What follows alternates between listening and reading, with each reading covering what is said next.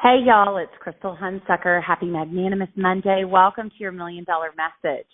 Well, it is the 15th, and so what does that mean? It is March 15th. It is time to become a star consultant and finish your star. If it were me, I would do everything that it takes to make sure that I was a star consultant. You know, Mary Kay always said that is your report card of success in your Mary Kay business, because she always wanted us selling products. She always wanted us reinvesting, and she wanted us making money and to be rewarded along the way. So figure it out today. What can you sell? What can you do? Just get that figured out so that you can be a star consultant, pick your prize, and you will never regret being a star. I can promise you that. Think ahead as well of what you might need on hand for the coming gift-giving season that we have coming with graduation and Mother's Day and Father's Day and Secretary's Day and end of school and just all the things that will come in the next couple of months that you will be glad that you prepared ahead of time. And oh my gosh, if you don't have these lip kits yet, you are missing out. They are incredible. I love the lip kits. Well, I want to tell you just a very quick little inspiration today. We watched a phenomenal TED Talk today that was on YouTube about Sam Burns, and he's this 17-year-old boy who has a very, very rare disease, and he was just amazing, and he talked about his 3 secrets to happiness and his philosophy for a happy life. And number 1 was be okay with what you ultimately can't do, because there is so much you can do. Number 2, surround yourself with people you want to be around. Number 3, keep moving forward. And number 4, he added, for good measure, never miss a party if you can help it. It's like it was written for Mary Kay, right? Don't miss the parties. Don't miss the recognition. Make sure, by the way, that you guys get registered for the Rock and Red rally that we're having in April in lieu of career conference. And I just want to go a little bit deeper with this. Let me pull up. Oh, I thought I had it. Okay, there we go. Just a couple of other thoughts about this. I'm going to kind of go backwards with, he said, keep moving forward. And so, a lot of times what happens is we don't focus on the future. We are always talking about things that happened in the past, looking in the past. I'm stuck because of what happened in the past. I'm stuck because I'm scared what happened in the past might happen again. All those things, but knowing that God has a plan, and it's a good plan. And we know, and this is what Romans 8:28 says, and we know that God causes everything to work together for the good of those who love God and are called according to his purpose for them. We have to think long-term in our lives. God doesn't think this week or next week or this month or next month. He thinks generational. He thinks decades. And, when we think like that, if we would just trust him and think like that, we would get a lot less stressed, right? The next thing is we aren't around the right people. And what Sam had said was surround yourself with people that you want to be around. And when we aren't around the right people, the right things can't happen, right? We might be more negative. We might have a bad attitude. We might doubt ourselves. Maybe someone who's jealous in your life keeps putting you down and it's emotionally stopping you. It is time to get involved in the right things right now.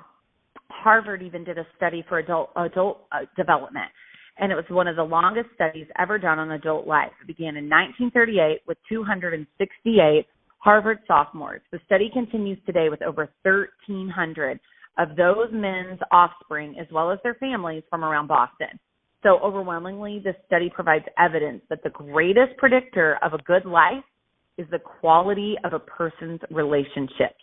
The key to mental, physical, and emotional health is relationships. And how many of us live our lives and prioritize our focus as if this is true? Not many, right? If you think about the people in your life, I would venture to say that the happiest and healthiest people you know also have some of the best friendships, the best marriages, and the best relationships. Both anecdotally and through research, we see that the greatest thing we can measure our life by is the quality of our relationships.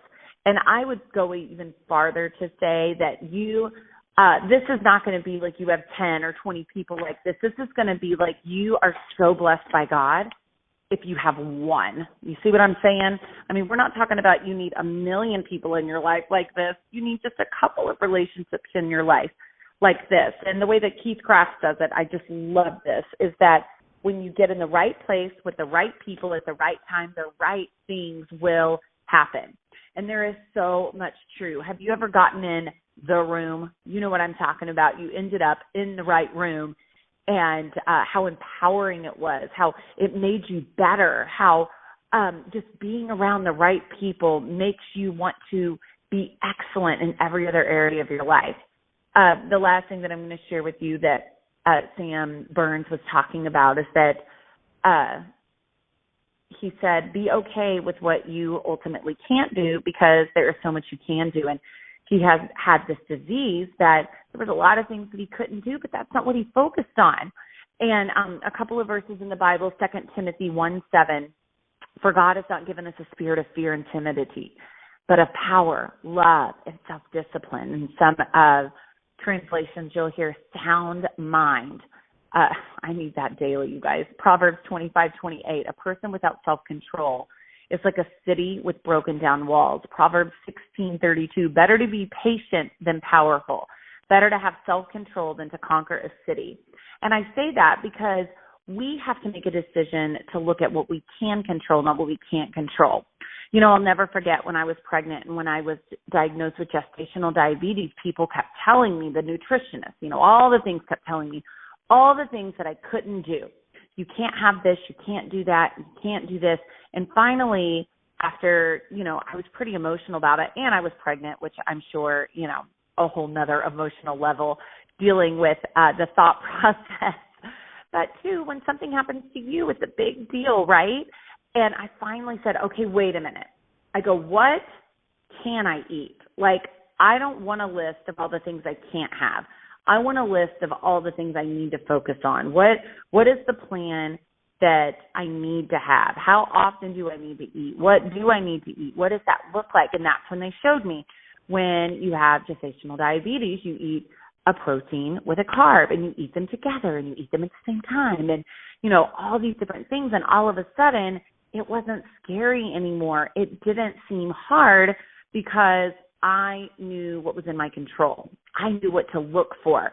And I didn't have to sit all day and go, I can't have cake, I can't have icing. I could have cake.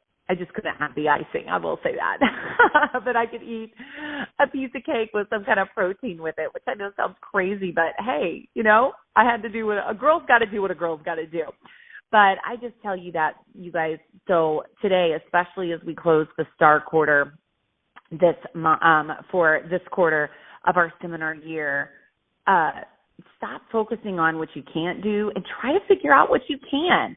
What can you do? Maybe you have a full-time job and you can't get on the phone like you would like to. Well, can you text some people? Can you run a Pinkathon, Sellathon and draw one order for free? Can you do a buy one, get one half off, a BOGO? I mean, what can you do? Can you do 5% off all day?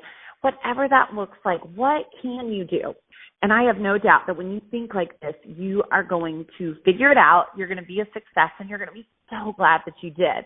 I hope this quick message today inspired you, and I am so grateful that I get to speak into your life, and I'm so honored to run the race with you. Raise your hands in the air so I can bless you. May the Lord bless you and keep you. May he make his face to shine upon you. May you know that if God is for you, who can be against you? If God is on your side, whom shall you fear?